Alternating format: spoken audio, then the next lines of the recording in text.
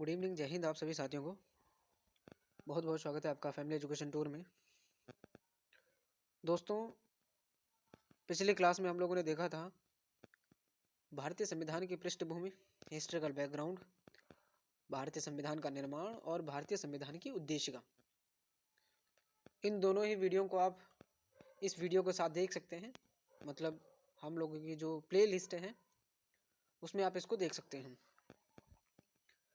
मुख्य रूप से आजकल हम लोग भारतीय संविधान का अध्याय 1 पढ़ रहे हैं। भारतीय संविधान का भाग 1 को आज विस्तार से जाना जाएगा। भारतीय संविधान का भाग 1 जो कि मुख्य रूप से भारत और उसके राज्य क्षेत्र अर्थात संघ और उसके राज्य क्षेत्रों की चर्चा के प्रावधान पर चिन्हित है। ये क्लासेस की वीडियो और आप लोगों का जो PDF जो है वो हमारे Telegram channel family education tour और साथ ही साथ फैमिली एजुकेशन टूर के व्हाट्सएप ग्रुप में भी आप लोगों को मिल जाएगा। चलिए बढ़ते हैं आज की क्लास की तरफ। सबसे पहले देखते हैं बेटा भारतीय संविधान के भाग के बारे में। भारतीय संविधान, जैसे कि मैंने इसके परिचय के साथ साथ आप लोगों को बता दिया है। पिछली वीडियो में मैंने भारतीय संविधान के भाग और उसके जो भी अनुच्छेद थे, साथ ही साथ कितनी अनुसूचियां हैं, इनको मैंने थोड़ा सा नॉर्मली आप लोगों को बताया है। फिलहाल के लिए आज आप लोगों का मुख्य उद्देश्य भारतीय संविधान के भाग 1 को समझना है कि आप भारतीय संविधान के भाग 1 में जो 4 अनुच्छेद हैं, अनुच्छेद 1 से लेकर और अनुच्छेद 4 तक के जितने सारे प्रावधान हैं, इनको आप अच्छी तरीके से समझें पहले तो। ठीक है, धीरे धीरे करके हम इन सभी अनुच्छेदों को समझेंगे। पहले मैं आप लोगों को शॉर्ट फॉर्म में बता देता हूँ कि अनुच्छेद 1, अनुच्छेद 2 और अनुच्छेद 3 और अनुच्छेद 4 किस प्रकार के प्रावधानों की चर्चा करता है। ठीक है, सबसे पहले बेटा भारतीय संविधान का अनुच्छेद 1 संघ और उसके नाम की चर्चा करता है। अनुच्छेद 2 हमारे नए राज्यों के प्रवेश और स्थापना के बारे में कहता है। साथ ही साथ हमारे अनुच्छेद 3 एक ऐसे शक्ति संसद को देता है जो कि संसद किसी भी राज्य के नाम में परिवर्तन, सीमाओं में परिवर्तन और कई सारी चीजों में परिवर्तन कर सकती है। ठीक है, ये तो रहा हमारे भारतीय संविधान के मुख्य रूप से भाग 1 के जो प्रमुख अनुच्छेद थे। अब हम सारे अनुच्छेदों को बिल्कुल डिटेल में समझेंगे। बहुत इंटरेस्टिंग क्लास होने वाली है और आप लोगों के कई सारे क्वेश्चन बेटा इससे पूछे जाते हैं। भारतीय संविधान के भाग 1 से कई बार प्रश्न पूछे जाते हैं बेटा। ठीक है, अब हम विश्लेषण करके बिल्कुल विस्तार से समझेंगे भारतीय संविधान के अनुच्छेद 1 को। भारत का जो संविधान का अनुच्छेद 1 है, इसमें संघ का नाम और उसके राज्य क्षेत्रों की चर्चा की गई है बेटा। सबसे पहले जिसमें मुख्य रूप से भारत को 2 नामों से जानने की कोशिश की गई है, या संविधान में भारत को 2 नामों से पहचाना जा सकता है। पहला तो भारत खुद और दूसरा इंडिया, या आप पहला भारत और दूसरा इंडिया मान सकते हैं कि ये 2 ही ऐसे नाम हैं जिससे आप लोग अपने देश को संबोधित कर सकते हैं। अब आप लोग सोच रहे होंगे कि क्या सर आप कैसी बात कर रहे हैं, हम तो हिंदुस्तान भी कहते हैं, आर्यवर्त भी कहते हैं, है ना, जम्बूद्वीप भी हम लोग कहते हैं, तो भारत और इंडिया में क्या अंतर है। देखो बेटा, संविधान सभा के बारे में हम लोगों ने जब आपसे चर्चा की थी, संविधान सभा में जो तर्क और वितर्क किए गए थे, उसमें प्रमुख रूप से ये भी एक विवाद था कि भारत को हम किन नामों से जाने, क्योंकि जो हमारा इंडिया और भारत जो है, इनका अपना अपना इतिहास है। ठीक है ना, भारत कहा जाता है कि एक भरत कबीला हुआ करता था, उसके नाम से ये पड़ा है। हिंदुस्तान, जब बाबर भारत में आया था, उसके बाद अकबर ने इस नाम को बहुत ज़्यादा प्रचलित किया था, हमारे हिंदुस्तान शब्द को। आर्यवर्त, जम्बूद्वीप, इनसे भी हम अपने देश को संबोधित करते हैं। संविधान सभा में यही बात उठी कि भारत को किस नाम से जाना जाए, अर्थात भारत के जो कामकाज है, सरकारी कामकाज हो या प्राइवेट जितने सारे कामकाज हो, दस्तावेज हो, उनमें क्या नाम रखा जाएगा, अपने देश का नाम क्या लिखा जाएगा। तो किसी ने कहा कि भारत लिखो, किसी ने कहा इंडिया लिखो। ठीक है, तो संविधान के अनुच्छेद 1 में ये मेंशन कर दिया गया है कि सरकार के जितने सारे कार्यक्रम हैं, जितने सारे कार्य हैं, इनको 2 नामों अर्थात हमारा भारत और इंडिया दोनों को लिखा जा सकता है। हिंदी में अगर आप लिखना चाहें भारत और इंग्लिश में लिखना चाहें इंडिया, तो कोई दिक्कत नहीं बेटा। ठीक है, इतना तो आप समझ गए होंगे बेटा कि संघ का नाम क्या है। तो संघ के नाम 2 हैं, न कि 1।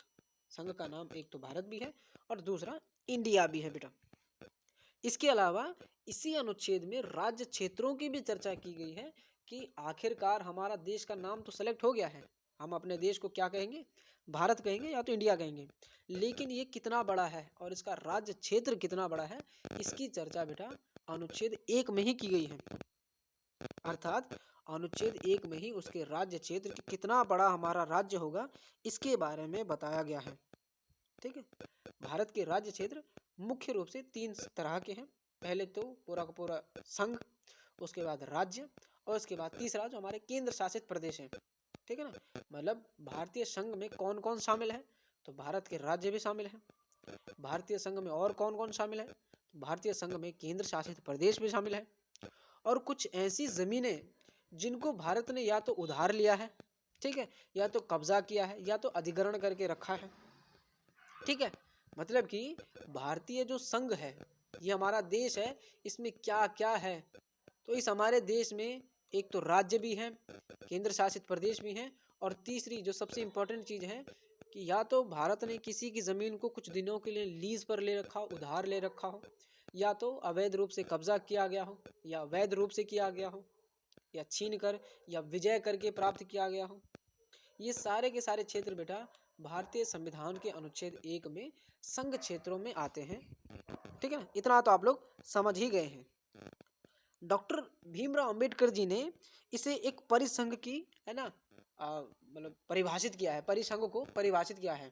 कुल मिलाकर भारतीय राज्य क्षेत्रों को हमारे अंबेडकर जी ने बहुत अच्छी तरीके से क्या किया है, परिभाषित किया है, जिसमें से मुख्य रूप से हमारे डॉक्टर भीमराव अंबेडकर जी का ये कहना है कि जो भारतीय संघ है ना, वो अमेरिकी संघ जैसे राज्यों के बीच समझौते का कोई भी परिणाम नहीं है।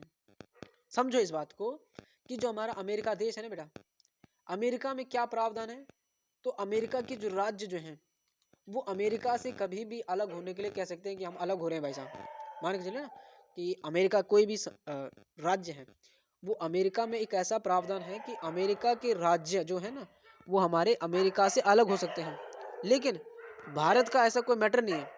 ठीक है, भारतीय जो संघ जो है ना बेटा, वो क्या कर सकता है, किसी भी राज्य को अलग होने की अनुमति नहीं दे सकता है या हो ही नहीं सकता है। हम लोगों ने राज्यों के साथ कोई समझौता नहीं किया है, जो भारतीय संघ में शामिल हो गया है उसको दोबारा अलग नहीं किया जा सकता है, बात खत्म। ठीक है, इसके अलावा राज्यों को एक महासंघ के रूप में रखा गया है। ठीक है ना, हमारा जो सेंट्रल जो है इसको एक महासंघ के रूप में रखा गया है और हमारे राज्यों को ये बिल्कुल अधिकार नहीं है कि वो भारत से अलग हो सके बेटा। क्यों? क्योंकि हमारा जो संघ जो है वो अविनाशी है, कभी टूट नहीं सकता है हमारा संघ। ठीक है ना, तो इस प्रकार के विचारों से हमारे अंबेडकर जी ने इसको क्या किया बेटा, परिभाषित किया है। चलिए बढ़ते हैं हमारे भारतीय संविधान के अनुच्छेद 2 की तरफ। इस भारतीय संविधान के अनुच्छेद 2 में नए राज्यों के प्रवेश और स्थापना के बारे में चर्चा की गई है बेटा। मुख्य रूप से भारतीय संविधान के अनुच्छेद 2 ये कहता है कि संसद विधि के द्वारा, मतलब नियम कानून बनाकर, जो कि उसको सही लगे, ठीक है ना, ये भी समझना चाहिए कि हाँ जो नियम कानून वो बना रही है वो सही है या गलत है, तो जिनको वो ठीक समझे वो क्या कर सकती है, संघ में नए राज्यों का प्रवेश और उनकी स्थापना कर सकती है। समझो किस तरह से, मान के चलो कि हमारा एक देश है, भारत देश, प्यारा देश, ठीक है ना, इसके अलावा कोई और देश, मान के चलो ऊपर हमारा नेपाल है, नेपाल कहना चाहता है कि भाई साहब हम भारत के साथ मिलना चाहते हैं, है ना, या नीचे श्रीलंका हमारे साथ मिलना चाहता हो, हमारा बांग्लादेश फिर से हमारे साथ मिलना चाहता हो, म्यांमार मिलना चाहता हो, ठीक है ना, पाकिस्तान मिलना चाहता हो जो कि 1947 में हमसे बिछड़ गया था बेचारा। ये अगर देश हमसे मिलना चाहते हैं तो इनको जो मिलने की जो प्रक्रिया है ना, एक साथ ज्वाइन करने की या ज्वाइंट करने की जो प्रक्रिया जो है वो भारतीय संविधान के अनुच्छेद 2 में स्थापित है। अब ये मिल तो गए हैं, लेकिन इनको एक राज्य के रूप में स्थापित किया जाएगा, वो भी किस अनुच्छेद के तहत, हमारे अनुच्छेद 2 के तहत ही। मतलब कोई अन्य क्षेत्र जो कि भारत के साथ मिलना चाहता है और उसकी स्थापना जब भारत में होगी तो वो भी किस अनुच्छेद के तहत होगी बेटा, भारतीय संविधान के अनुच्छेद 2 के तहत होगी। सर कौन कौन से ऐसे क्षेत्र थे जिनको भारत के साथ मिलाया गया था और उसके बाद उसकी स्थापना की गई थी? जैसे बेटा हमारा पांडुचेरी था, इसके अलावा दमन था, गोवा था, इन सब में पुर्तगालियों ने या तो फ्रांसीसियों ने कब्जा कर रखा था। ये पहले भारत के हिस्से नहीं थे, लेकिन भारत के साथ इनको विलय कर दिया गया था। ये बाहरी क्षेत्र थे, इनको क्या कर दिया गया था, भारत के साथ मिलाकर इनकी एक अलग से पहचान बनाई गई थी कि अब ये भारतीय संघ में शामिल है।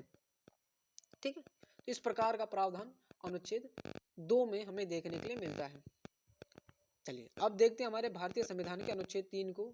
ये वेरी वेरी इंपॉर्टेंट है, इसको आप समझते हुए चलेगा। ठीक है, मीनाक्षी जी बहुत लेट ज्वाइन किया है आपने, चलिए कोई बात नहीं, ठीक है। जय हिंद जी, जय हिंद, जय हिंद, जय हिंद आप सभी साथियों को अगेन। चलिए दोस्तों, ठीक है, क्लास पर ध्यान दीजिएगा। ठीक है, चलिए मैंने बताया बेटा भारतीय संविधान के अनुच्छेद 3 के बारे में। अब इस भारतीय संविधान के अनुच्छेद 3 में ये प्रावधान है कि जो हमारा भारत है, संसद को ये प्राप्त अधिकार है कि हमारे भारत के जो राज्यों का पुनर्गठन या नए राज्यों का निर्माण ये कर सकती है, राज्यों के क्षेत्रों में बढ़ावा या राज्य के क्षेत्रों में घटावा या घटाना बढ़ाना ये कर सकती है। साथ ही साथ सीमाओं के या नामों में ये परिवर्तन कर सकती है। कौन? हमारी संसद। ये इम्पोर्टेंट एक टॉपिक है या एक इम्पोर्टेंट आर्टिकल है जो आप लोगों को समझना चाहिए बेटा। ठीक है ना। इसमें 2 शर्तें हैं। पहली शर्त कि यदि किसी भी राज्य के नाम में, सीमा में या उसके क्षेत्र में यदि परिवर्तन किया जा रहा है तो उसको करने से पहले संसद राष्ट्रपति को पूछेगी भाई साहब। बिना राष्ट्रपति के पूछे या बिना राष्ट्रपति को पूछे हम किसी भी राज्य का पुनर्गठन नहीं कर सकते हैं या उसको, है ना, उसके नाम में परिवर्तन नहीं कर सकते हैं। एग्जाम्पल को थ्रू मानिएगा, हमारे उत्तर प्रदेश को या बिहार को, ठीक है ना, तो उत्तर प्रदेश का मान के चलिए हमें एक नया राज्य बनाना है, उत्तर प्रदेश को तोड़कर एक कोई और सा नया राज्य बनाना है। ठीक है ना, या ऐसे मान के चलिए कि उत्तर प्रदेश का नाम हम किसी और नाम से रखना चाहते हैं, जैसे कि दक्षिण प्रदेश हम लोग रखना चाहते हैं। ठीक है ना, तो पहले हमें राष्ट्रपति को पूछना पड़ेगा कि क्या हम उत्तर प्रदेश के नाम को बदल सकते हैं। तो राष्ट्रपति कहेगा कि हाँ बदल लो, लेकिन अब राष्ट्रपति की ये अपना कर्तव्य होगा कि वो संबंधित विधानसभा को पूछ सके या संबंधित राज्य की विधानसभा को पूछ सके भाई साहब। मतलब कि उत्तर प्रदेश का नाम बदलना है तो उत्तर प्रदेश की विधानसभा को पूछना पड़ेगा कि हाँ क्या तुम्हारा नाम बदल सकते हैं। ठीक है, अब इसके लिए राष्ट्रपति उनको सोचने का समय देता है, क्योंकि समय तो लगता है यार, इतना बड़ा निर्णय है, आसानी से तो लिया नहीं जा सकता है। अर्थात अब जो हमारा संसद है ये प्रस्ताव पारित किया राष्ट्रपति के पास कि हम उत्तर प्रदेश का नाम परिवर्तन करना चाहते हैं। राष्ट्रपति ने संबंधित मतलब उत्तर प्रदेश की विधानसभा को पूछा कि क्या हम तुम्हारी जो सीमाएं हैं या नाम में परिवर्तन कर सकते हैं। तो उत्तर प्रदेश की जो विधानसभा इसके ऊपर विचार करेगी कि हम करें या ना करें। इसको टाइम दिया जाता है 15 दिनों का, 14 दिनों का, 1 महीने का। यदि इस 1 महीने के अंदर उस राज्य ने राष्ट्रपति को अपना आंसर दे दिया कि हाँ बदलना है तो बदल दो, नहीं बदलना है तो रहने दो, तो हमारे राष्ट्रपति उसको फॉलो करेंगे। ठीक है, इसके अलावा यदि राज्य जो है वो आंसर देने में देर कर देता है तो ये समझा जाएगा कि हाँ राज्य इस चीज के लिए सहमत है। इसके अलावा राज्य की कोई भी मतलब निर्णय हो, राज्य का कोई भी निर्णय हो, हाँ या ना का निर्णय हो, राष्ट्रपति उसको मानने के लिए क्या नहीं है बेटा, बाध्य नहीं है। मान के चलिए कि हमारी उत्तर प्रदेश की जो सरकार जो है ये कहती है कि नहीं उत्तर प्रदेश का नाम नहीं बदलना चाहिए, और राष्ट्रपति जिद बैठकर, है ना, पकड़ कर बैठे हैं कि नहीं मैं उत्तर प्रदेश का नाम बदल के रहूंगा। ठीक है ना, तो वो बदल कर रहेंगे बेटा। ठीक है, इसको साधारण बहुमत से, है ना, क्या किया जा सकता है, स्वीकृत किया जा सकता है। इसमें कोई भी संविधान संशोधन की जरूरत नहीं होती बेटा। ठीक है ना, ये भी समझते हुए चलेगा। उदाहरण के लिए हमारा मिजोरम की हम बात करें, अरुणाचल प्रदेश की हम बात करें, गोवा, दमन द्वीप और दादर नगर हवेली इसके प्रमुख उदाहरण हैं। तो भारतीय संविधान का अनुच्छेद 3 आप लोग समझे कि किस प्रकार के प्रावधान इसमें किए गए हैं। देखो बेटा, भारत जब स्वतंत्र हुआ था, ठीक है ना, भारत जब स्वतंत्र हुआ था बेटा, तो उस समय भारत जो था ना एक ऐसी स्थिति में था कि हमारे भारत के पास कम से कम 552 जो थी ना बेटा देसी रियासतें थी, है ना, प्रिंसेस स्टेट जिसको हम कहते हैं। 552 के करीब करीब हमारे पास कुछ रियासतें थी, जिनमें से 549 जो रियासतें जो थी वो भारत के साथ विलय करने के लिए राजी हो चुकी थी कि चलो ठीक है भारत के साथ मिल लेते हैं, इन फ्यूचर कोई ना कोई हमारा फ्यूचर होगा। लेकिन 3 रियासतें थी जिन्होंने भारत के साथ मिलने से इनकार कर दिया था। इनका नाम आप भी जानते हैं, हैदराबाद था, जूनागढ़ था और कश्मीर था, ठीक है ना। जिसमें से हैदराबाद को तो एक ऑपरेशन के थ्रू क्या किया गया था, पुलिस कार्रवाई से भारत के साथ विलय कर दिया गया था। जूनागढ़ को जन समर्थन के रूप में चुनाकर भारत के साथ विलय कर दिया गया था। और जम्मू कश्मीर के राजा ने तो हमारे साथ खुद ही क्या किया था बेटा, विलय किया था, ठीक है ना। इसकी तो अपनी इच्छा थी कि हम लोग क्या करेंगे, भारत के साथ विलय करेंगे। इसके पहले बेटा भारत में कुछ जो आयोग जो थे वो बनने लगे थे भाषा के आधार पर। मतलब सरकार एक चीज को सोच रही थी बेटा, किस चीज को सोच रही थी कि यार जो भी हमारे भारतीय राज्य हैं इनका गठन किस प्रकार से किया जाए। हम लोग गठन तो कर रहे हैं भारत के राज्यों का, ठीक है ना, लेकिन किस प्रकार से किया जाए, ये समस्या थी। तो इसके लिए राज्यों के पुनर्गठन आयोग बनाए गए थे स्वतंत्रता के बाद, ठीक है ना। ज़्यादातर जो भाषाई इलाके जो थे वो अशांत होने लगे थे, है ना, और अपने लिए अलग अलग राज्यों की मांग करने लगे थे। जैसे कि उड़ीसा भाषाई वाले लोग, गुजराती भाषाई लोग, है ना, आंध्र प्रदेशी भाषाई लोग, तमिलनाडु वाले भाषाई लोग, ये अपने अपने लिए अलग अलग राज्य की क्या करने लगे थे बेटा, मांग करने लगे थे। स्वतंत्र भारत के पश्चात की बात कर रहे हैं हम, ठीक है ना। तो संविधान निर्माताओं ने एक दृष्टिकोण रखा। संविधान सभा के पास ये प्रत्यक्ष रूप से ये हमारे पास उनके पास अधिकार थे कि वो भारतीय राज्यों का पुनर्गठन, है ना, स्वीकृत कर सके। इसके लिए जून 1948 में एक धर आयोग की स्थापना की गई बेटा। मुख्य रूप से ये जो हमारे एस के धर जो थे उसके अध्यक्ष चुने गए थे। ये एस के धर कौन थे, तो इलाहाबाद एक हाई कोर्ट हुआ करता था, वहाँ के ये, है ना, रिटायर एक जज हुआ करते थे बेटा, न्यायाधीश थे ये।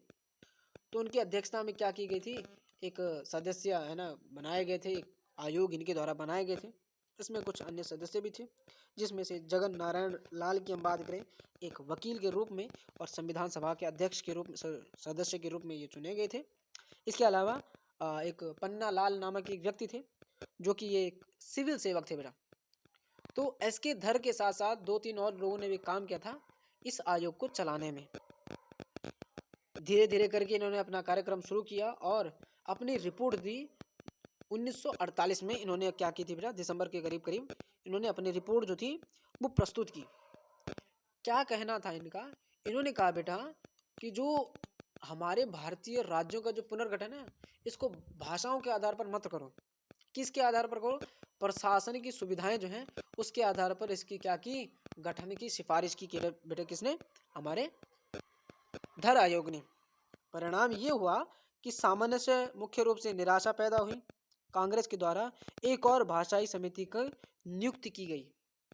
मतलब कि हमारे जो ये एस के धर थे इनकी जब रिपोर्ट संविधान सभा ने एक्सेप्ट की, इसके ऊपर रिसर्च की, तो लगा कि यार बेकार है। बेकार का मतलब जनता इससे खुश नहीं है। तो संविधान सभा ने कहा कि हम एक नई जो समिति है उसको हम बनाएंगे। इस समिति को नाम दिया गया था बेटा मुख्य रूप से JVP समिति। ये दिसंबर 1948 में गठित की गई एक समिति थी। कौन सी समिति बेटा, हमारी JVP समिति। इसमें से मुख्य रूप से 3 सदस्यीय एक समिति थी। इसने अपनी रिपोर्ट जो दी थी बेटा 1949 में दी थी। अपनी रिपोर्ट जो थी ये अप्रैल 49 में इसने क्या की थी, अपनी रिपोर्ट प्रस्तुत की थी। इसने भी कहा कि राज्यों का जो पुनर्गठन है ना ये भाषा के आधार पर नहीं होना चाहिए, आप तो सुरक्षा या संस्कृति या इसके आधार पर क्या होनी चाहिए, इसका गठन होना चाहिए। सुरक्षा के आधार पर, प्रशासन के आधार पर इसका क्या होना चाहिए, गठन होना चाहिए। किसका, हमारा राज्यों का। इस बीच आंध्र प्रदेश में एक आंदोलन चला जिसके तहत जवाहरलाल नेहरू के, है ना, विवश होकर क्या करना पड़ा, हमारे आंध्र प्रदेश का गठन करना पड़ा। 1 अक्टूबर 1953 को क्या था बेटा, हमारे जो आंध्र प्रदेश की क्या की गई थी, स्थापना की गई थी। भाषा के आधार पर गठित होने वाला यह पहला राज्य था, ठीक है। अब भारत सरकार बहुत ज़्यादा, है ना, सोचने लगी थी कि यार अब ऐसे ही आंदोलन होते रहे तो समस्या हो सकती है। इसके लिए फिर से एक सदस्य, है ना, समिति का गठन किया गया था जो कि दिसंबर 1953 में ये गठित की गई थी बेटा। दिसंबर 1953 में एक और समिति गठित की गई थी जिसका नाम था फजल अली आयोग, जो कि मुख्य रूप से हमारे एक न्यायमूर्ति थे, सुप्रीम कोर्ट के एक जज वगैरह थे, ये है ना, न्यायाधीश थे, जिनका नाम था फजल अली। इन्होंने क्या की थी बेटा, इसकी अध्यक्षता वगैरह की थी। 30 दिसंबर 1955 को इन्होंने अपनी रिपोर्ट प्रस्तुत की। ठीक है, इन्होंने अपनी जो रिपोर्ट जो है वो 30 दिसंबर 1955 को अपनी रिपोर्ट प्रस्तुत की। इन्होंने स्वीकृत किया कि हाँ चलो हम भारत में क्या करते हैं, भाषा के आधार पर राज्यों का पुनर्गठन कर लेते हैं। ठीक है ना। अपने रिपोर्ट के पश्चात हमारी भारत सरकार ने एक अधिनियम पारित किया जिसको नाम दिया गया राज्य पुनर्गठन अधिनियम 1956। ठीक है, 1956 इसको हम कहते हैं, जो कि इसके बाद ही भारत के सभी राज्यों का पुनर्गठन किया गया। इस अधिनियम के अनुसार मूल संविधान की जो राज्यों की कुछ समान श्रेणियां बनाई गई थी। ठीक है ना, मतलब जो मुख्य रूप से हमारे भारतीय संविधान सभा ने राज्यों की 4 श्रेणियों को चिन्हित किया था, इसको इसने क्या किया, कैंसिल किया, और इसने क्या किया, राज्यों का गठन किया, जिसमें हमारे फजल अली आयोग ने सिफारिश की कि भारत में 14 राज्य और 6 केंद्र शासित प्रदेश होने चाहिए। बेटा, हमारे फजल अली आयोग ने ये सिफारिश की कि भारत में क्या होने चाहिए, 14 राज्य और 6 केंद्र शासित प्रदेश होने चाहिए। इसके बाद भारत का जो अधिनियम है, जो कि राज्य पुनर्गठन अधिनियम है, ये पारित तो होकर क्या था बेटा, अब लागू होने वाला था। इसके अलावा बेटा ये धर आयोग की जो अन्य जो बातें जो हैं वो आप लोगों को पीडीएफ में मिल जाएंगी। जेबीबी समिति के बारे में भी यहाँ पर लिखा गया है, साथ ही साथ फजल अली आयोग के बारे में भी इसमें लिखा गया है। ठीक है ना, आगे बढ़िए।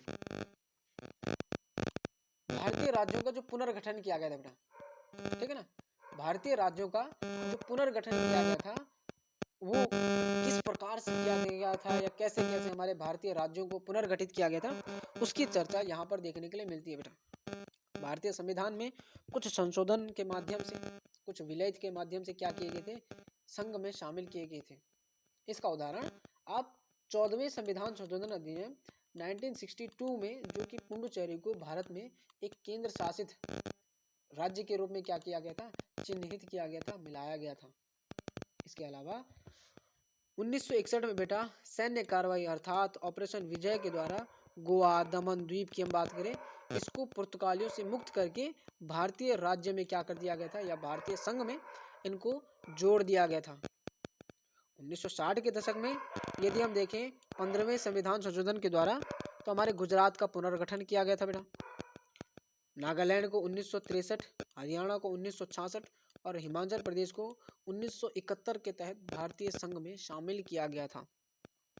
उदाहरण के तौर पर और भी हमारे पास जैसे कि मेघालय, मणिपुर और त्रिपुरा को 1972 के दशक में क्या किया गया था बेटा, भारतीय राज्य में या भारतीय संघ में शामिल किया गया था। यदि हम सिक्किम की बात करें तो 1975 में इसको भारतीय संघ में शामिल किया गया था। हमारे मिजोरम हो गया, अरुणाचल प्रदेश और गोवा को 1987 में इसको भारत में शामिल किया गया था। छत्तीसगढ़, उत्तराखंड और झारखंड को 2000 में क्या किया गया था, भारतीय संघ में शामिल होकर एक राज्य का दर्जा मिला था। उसके अलावा हाल ही में 2014 जून 2014 में क्या किया गया था, तेलंगाना को एक राज्य के रूप में चिन्हित किया गया था। अक्टूबर 2019 की हम बात करें तो जम्मू कश्मीर का पुनर्गठन अधिनियम पारित किया गया था, जिसके तहत एक लद्दाख और एक तरफ हमारे एक यूनियन टेरिटरी लद्दाख और एक यूनियन टेरिटरी जम्मू कश्मीर बनी थी। इसके अलावा बेटा 26 जनवरी 2020 की हम बात करें तो दादर नगर हवेली या दमन दादर नगर हवेली और जो दमन जो है, इनको एक साथ क्या कर दिया गया था, विलयित कर दिया गया था। इसके अलावा भारतीय राज्यों की जो स्थापना की जो सूची जो है, आप लोग ये देख सकते हैं कि किस प्रकार से भारतीय राज्यों की है ना स्थापना वगैरह हुई थी। ये सारा का सारा आपको पीडीएफ के फॉर्म में मिल जाएगा। ये केंद्र शासित प्रदेश है जिनकी क्या हुई थी बेटा, स्थापना वगैरह हुई थी। चलिए अब बारी है एक प्रश्न की, जो कि कई बार पूछा जाता है आपके यूपीएससी में। ठीक है ना, तो यूपीएससी के जो पुराने प्रश्न पत्र हैं उन्हीं को हम यहाँ पर लेके आए हैं। भारतीय संविधान के भाग 1 के संदर्भ में निम्नलिखित कथनों पर विचार कीजिए बेटा। इसमें पहला कथन दे रखा है कि भारत को एक महासंघ मानकर इससे राज्यों को अलग होने की अनुमति नहीं दी गई है। क्यों? क्योंकि जो हमारा संघ है वो अविनाशी है, मतलब ये कभी भी टूट नहीं सकता है। क्या ये कथन सही है या गलत है, आप लोगों को इसके बारे में बताना है। इसके अलावा भाषाई आधार पर जो धर आयोग की स्थापना की गई थी वो जून 1948 में की गई थी या नहीं की गई थी, ये आप लोगों को बताना है। हैदराबाद जो कि एक जन समर्थन के बाद भारत के एक राज्य के रूप में सामने आया था। यदि हम बात करें इसके चौथे कथन की, तो भारत के संविधान के अनुच्छेद 1 में भारत को 2 नामों से चिन्हित किया गया है, पहला इंडिया और दूसरा हिंदुस्तान। क्या ये कथन सही है या गलत है? उपयुक्त कथन में से कौन सा कथन सही है, ये आप लोगों को बताना है। आपके ऑप्शन है ए 1 और 2, ऑप्शन बी 2 और 3, ऑप्शन सी 1 2 और 3, या ऑप्शन डी 1 2 3 4। इस प्रश्न का उत्तर आप इस वीडियो के डिस्क्रिप्शन में भी दे सकते हैं, क्योंकि ये क्लासेस जो है वो टीच मीट के माध्यम से हो रही हैं। सामान्य तौर पर यहाँ पर जो आपका मैसेज इनबॉक्स जो है उसी को एक डिस्क्रिप्शन मान के चलिए। यदि इन फ्यूचर अगर ये यूट्यूब के लिए अपलोड की जाती है तो यूट्यूब वाले इसका जो जवाब जो है हमारे कमेंट बॉक्स में दे सकते हैं। अगली क्लास में हम उन सभी छात्रों का नाम लेंगे जो कि इस प्रश्न का सही उत्तर देंगे। इस क्लास का जो PDF जो है वो आप लोगों को हमारे Telegram channel family education tour में मिल जाएगा। हमारे यूट्यूब चैनल को सपोर्ट कीजिएगा, सब्सक्राइब कीजिएगा, अपने फ्रेंड्स वगैरह अपने ग्रुप वगैरह में शेयर कीजिएगा। फिलहाल के लिए मिलते हैं नेक्स्ट क्लास में, तब तक के लिए जय हिंद आप सभी को।